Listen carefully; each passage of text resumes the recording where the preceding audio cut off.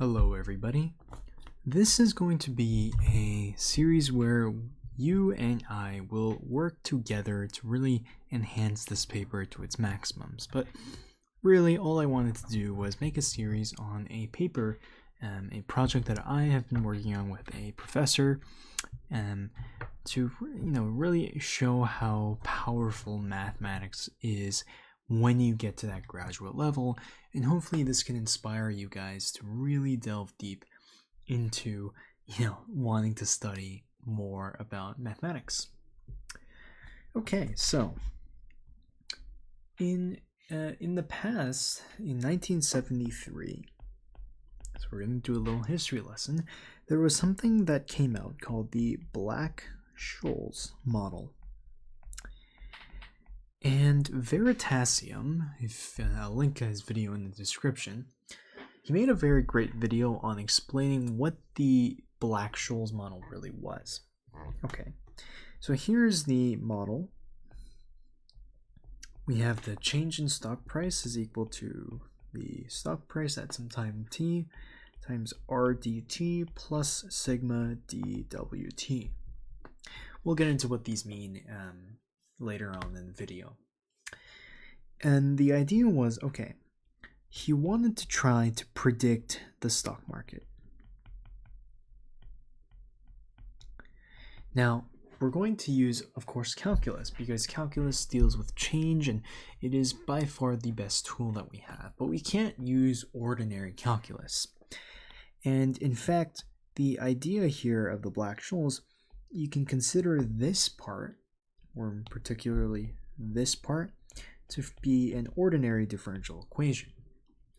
Now, most of you will understand what that is. I mean, you don't know what mu is or r is because I haven't explained to you what the parameters are, but the idea is that this part right here is an ordinary differential equation you can solve very easily.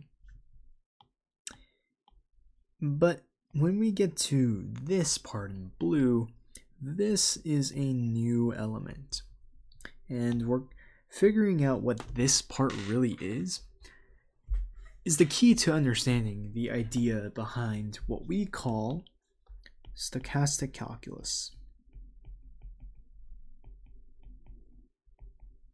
Now, this is by no means is this playlist of videos going to include any real lecture on stochastic calculus. We're going to go over topics in stochastic calculus, but we're going to kind of avoid giving a lecture style, but because I want to show you the innovations that we have made. However, if I do see that there's a benefit to explaining stochastic calculus as its own kind of mini course, I will absolutely do it. And I'm going to teach stochastic calculus in the sense of explaining as much as I can to a high schooler or a undergraduate student. So yeah. Okay, so just consider stochastic calculus as financial calculus or financial mathematics. Okay, so this is really a part of predicting using some finance parameters. Okay, so if let's say you have some function s of t, and the horizontal axis is time, and from ordinary differential equations like a logistic curve, it might look something like this. Like that a little bit better. I think I'll just something like that, right? Now, if we were to use a model that outputs that resulted in some kind of functional curve like this, well, obviously this is not really what stock markets look like, because that stock markets kind of look like this, right? They have these really squiggly roughness, you might call it, and this roughness that you see all across here, we call that noise. And we need to figure out how to add this. How do we add this to this curve? How do we actually get some financial looking mathematics? And so that's the beginning of the idea behind the Black-Scholes. Now, of course, there were already previous iterations. Bachelier, actually, I believe he was a European French. I don't know. He tried to, do his own style of predicting the market, but ultimately, what both the Black-Scholes and other financial models agreed was that in order to add this, we need to think about probability. Okay, so this is the idea. Let's say we're going to define this omega as a sample space. Okay, so a sample space is just all the different outcomes of some random variable, and we're going to use that when we say what spaces we're working in. Of course, we're going to be working in some sort of probability space. Oops. Now, for our model, we will be using L2 norms, but for the sake of just explaining kind of the brief idea of stochastic calculus, we'll just go here. So let's say we have a heads or tails game, heads or tails. And of course, let's not do it like that, heads or tails. Okay, so one possible, and let's say we play like 4 different games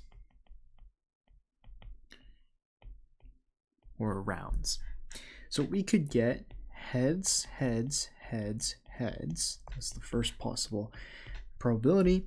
We could get tails, tails, tails, tails. We could get heads. We could get heads, tails, heads, tails. We could get tails, heads, tails, heads. And you kind of get the idea. So this could go on a little bit more. Okay. Now, if we were to draw a curve here, where we say if you get heads, it's heads is going up by 1. So, and tails is going down by 1, or just -1. Okay, so let's say we get heads, and let's do 1, 2, 3, 4. So if we get heads, we would go to here, and then we get tails, then we get heads, we get tails again. Okay, so that might be something that it looks like. Now I'm going to now change the axis a little bit. So let's make this like 10. Let's make this -10. So let's say, okay, we can get heads. We can get heads again. We can get tails. We can get heads. We could get, of course, start with tails like that. And you get the idea. All to say is that as we, increase the amount of course, over some n amount of runs or trials, and, we're going to start to get a lot of different possible outcomes, you could say. Now, let's say these were not specific, I can't draw, but of course you could imagine that if these were, we have a bunch of outcomes, right? It could go like that, it could go like that, it could go like that, it could go like that, it could go like that, it could go like that. You get the idea. There's a bunch of different possible outcomes. And this way, and you might start noticing that there's a way of randomness here. Now, I'm oversimplifying the idea of stochastic calculus, but this is for the purpose of trying to get some people to really understand what's going on. Okay. And so this sort of randomness of a random variable is what really kind of adds this noise to it. And specifically, there's a process called Brownian motion, which initially came from the idea of observing how particles move randomly. Now, it's often used as either bt or w of t. So these are both congruent ways of denoting it. It's often known as a Wiener process. And it turns out that if you have Brownian motion and you run all of the different paths, let's say we got a little bit of this. No, I'm just gonna, oh wait, sorry, I just realized it's always can't be like that. So let's say we have a little bit of this, a little bit of that, a little bit of this.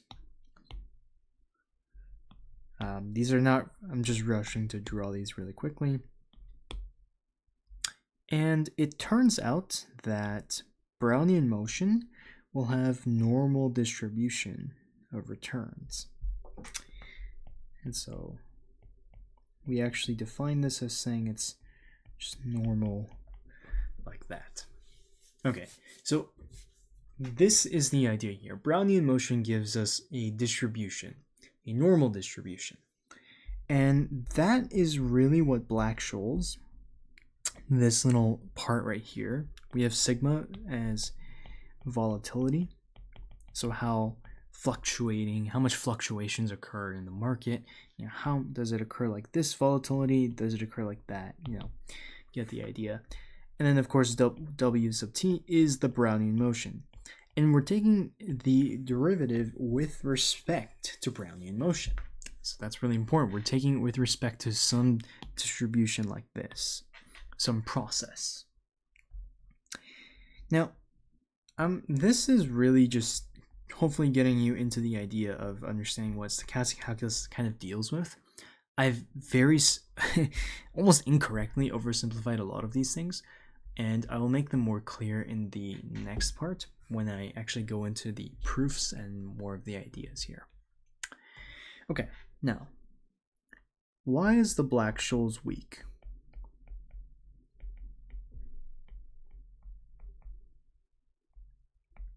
So the first thing is, one, it assumes that returns are normal or normally distributed. And this is a pretty bad assumption because in real life, in fact, returns are quite skewed. So this is already having some issues there. But really, my model that I'm going to design is going to counteract something a little bit different, and it's the idea of constant volatility. And this is really the killer here, because the Black-Scholes, if it has constant volatility, it means it's very weak in predicting irregularities and jumps in the market. So these are big assumptions here. Now, there are tons of other assumptions like risk-free interest rate, no dividends.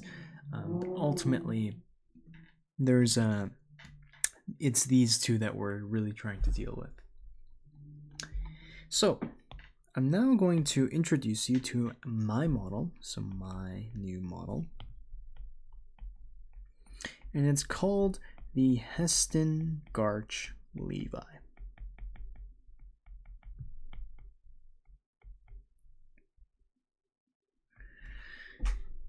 So this is a new innovation that I've decided to take an approach on. So here's the idea. The Heston model introduces a new element to the Black-Scholes. It introduces stochastic volatility. And what does that mean? Well, it introduces a randomness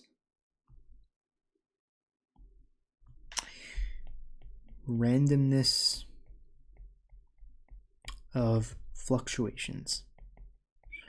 So in the Black-Scholes, we just talked about how it assumes that there are constant volatility in each market or stock. Well, we're going to take that out of play, and we're going to introduce a randomness to the randomness. So it's like a variance of variance, or volatility of volatility. Now, the Heston model itself, the way that I will define it, is a little bit, it's just personal favorite way to, actually write it. But the Heston model is simply the same thing where we have a change in stock price is equal to mu st dt plus, why is the dt so high up, plus square root of v sub t s sub t, dwt. And now we have a second equation, a dvt term, with kappa, I don't know how to write kappa properly, theta vt dt plus sigma root v sub t dwt v. And so we have a new model here. Now I'm just going to quickly list the parameters here, and keep note of these parameters as we go through each of the videos, because it's really important that you guys know what the model parameters are, so you understand what the ideas are. So kappa is the mean reversion speed. And the mean reversion speed is, in the most simple way, is how much tendency does our prediction have to go back to the average returns. So, you might understand that if a stock, even with fluctuations like this, it will have some tendency to always return to a mean. And so really keep this in mind. Of course, we have theta here, which is the long memory, or long-term, actually this is long-term variance. And of course, the sigma here is the volatility of variance, right? That's why it's multiplied to this square root of v. Now, I'm not going to get into why the vt is square rooted. This is just conventional use of just understanding how models are generally made in stochastic finances, but it's very conventional and it's very well established, so we're not going to argue against that. Now, this is the first part of our model. Remember, I called this the Heston-Garch-Levi. There's 3 models that I'm combining into one. And so this is the first one. And so we have randomness of volatility here. Now, the next thing we need is a Garch component. So Garch, what is Garch? Now, Garch is also known as generalized autoregressive conditional heteroscedasticity. Now, I am never going to make you guys say this ever, so just call it Garch, all right? Now, the Garch component is a little unique in the sense that it's a particular element. It's not really a huge, big model like the Heston, but it has a structure of volatility that, for my project, we have found is particularly attractive. So let's just rewrite this better.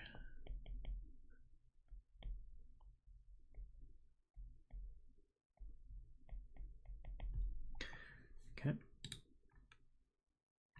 And I just realized that these are both minus. Okay, so this is our Garch model right here. So alpha, beta, I'll quickly note, alpha, beta, gamma, and epsilon. They're just all parameters. They're inputs that we're actually going to be able to use. And so the Heston model that we had here, remember this little component right here, we're going to now consider volatility as following a Garch process.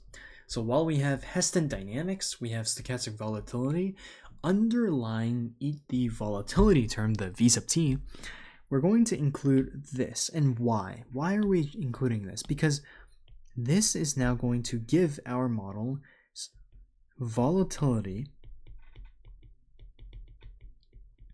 clustering. So this is going to be our innovation here. Now, what is volatility clustering? So in the most extreme case, imagine a stock price model here. It's just saying that periods of low volatility are followed by low volatility in the short run. But when periods start spiking up, they're going to be followed by periods of high volatility in the short run. Now, of course, that's very unrealistic. And if it, it's like, you might argue, wait, well, how do we know that, it's not always, it's going to be short-term volatility? Because it's going to be constantly updating with new inputs of parameters. Now, the idea here is if it's going to look something like this.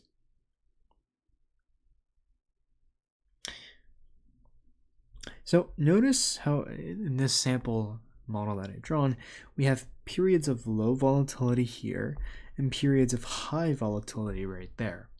This is clustering, and it's really important because even the S&P 500, a very consistent returning investment, it turns out that even those have clusters. And any researcher will agree with this, and it's really important that we include clustering in our model. Okay, and before this video ends, I'm going to introduce the final component that we have incorporated. It's the Levi jump. So this follows a Levi noise and jump diffusion process here. The idea here is we have J sub t is equal to n sub t times zeta, or actually I don't even know what this Greek letter is anymore. On my paper, I think I've changed it, so it might be zeta now, but on my paper when I introduce it in the next video. And this is very simple, just jumps, market irregularities, right? I mean, it's pretty obvious that I think any intuitive model should have, if you have markets that, we have clustering, but we also need jumps, right? So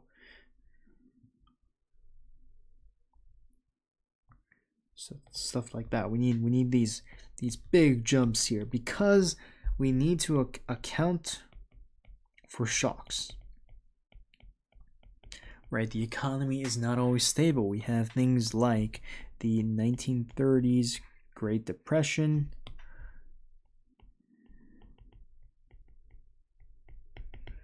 we have the 2008 crash, 2020 COVID, and recessions just across US history.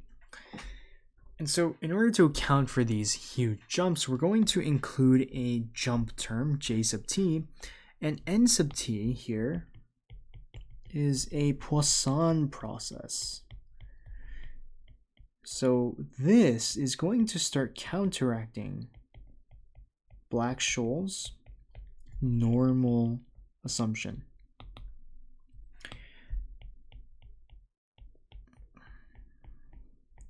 And this is really the dumbed down idea of my model. And so we're going to combine all of these three. So we have the Levi jump, the Garch, and we also have the Heston. And the idea here is that we're going to combine them into a single model called the Heston Garch Levi. And yes, this paper is currently getting published, so I do not recommend you guys steal this idea, or else we might sue you. No, I'm just kidding. But no, seriously, this is going to be hard to prove, so good luck with it. But here's the idea. So we have now a DST term again, but now I'm going to write S sub t because we're following the structure of Heston. So Heston, consider it as like our base blueprint, like the base structure of our apartment. It's going to lay out the blueprint for how our model is going to work. And because I want to make a quick note here, notice how the stock price at the time t is related to the change. It's proportional. We have the stock price term, I'll highlight it. We have it right here, and we have it right here. And the idea here is that it really means that the stock price is somehow relevant to the price today if it's going to change. So the price of Apple stock today is going to matter for the stock price of Apple tomorrow. And they're proportional, in fact.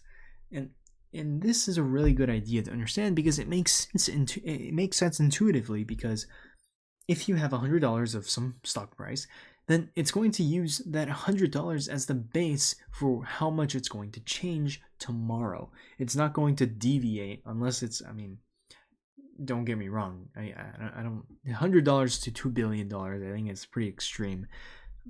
And it can happen, I guess, but realistically, that is quite impossible because it has to be relevant to the price of yesterday.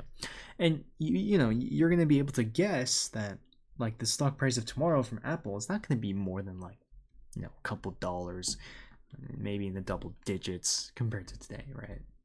Assuming the economy is stable. Now, so here's the system of SDEs. So we call these stochastic differential equations because they're differential equations, but they have a random variable component in it with the v sub t and the sigma term. So we have s sub t times mu dt plus root v sub t dwt.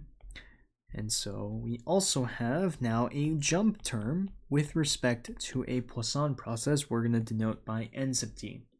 You can, if you're designing your own model, I guess you can change to whatever letter you want.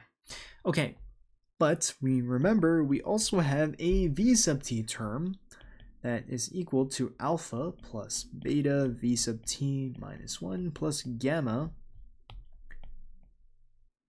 epsilon squared t minus 1. So we have a Garch component representing our volatility. We also have a dynamic of volatility where we have kappa times theta minus v sub t, make that a little bit neater, dt plus sigma root v sub t dwt. So we have these three systems of equations that we're going to really try to work through each of the following playlists and videos. And so this is the idea of my entire project. I'm going to try to design a new model that really reflects the market dynamics, try to overcome the flaws. The idea here is that we have three models, each overcoming the flaws of other models, especially of the past, and we're trying to make as best of predictions as we can in the market. Now, the idea here, and I'm going to quickly introduce you to what the model kind of looks like here. This is what the paper actually looks like, and it's quite the long paper. As you see, we have a ton of simulations here, and there's just a lot of things we have to go through. So be patient. We're going to get through the papers together, and I'm going to teach you all about what we've done across. And I hope that this really shares inspiration for other innovators to come together to really try to maybe invent a new better model based off of my own work. And one last note here, we're going to cover this in actually a couple of videos down because this is a particularly interesting aspect. This model itself is what we call a hybrid model. It's a hybrid stochastic model. And really, just remember, this means that we have discrete and continuous components. And that's something that I want you to leave and think about what that means and how that is beneficial to our model. Why is a discrete and continuous component better? And really start thinking about that, because that is really what makes this model in particular very unique. And so I hope that leaves you with some new inspiration to maybe think about going into studying stochastic mathematics. But this is my new proposed model, and we're going to go through some proofs together, and I'm actually going to do some live streams, working through some of these proofs and kind of working on the paper itself.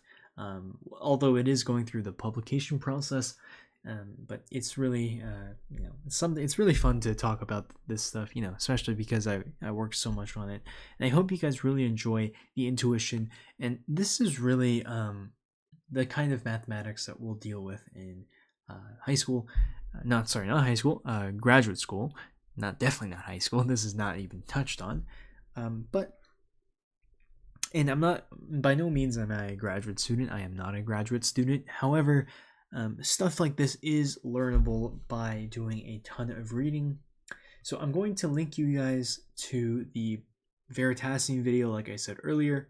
And I'm also going to share some articles down below for you guys to read if you want to actually learn more about this stuff.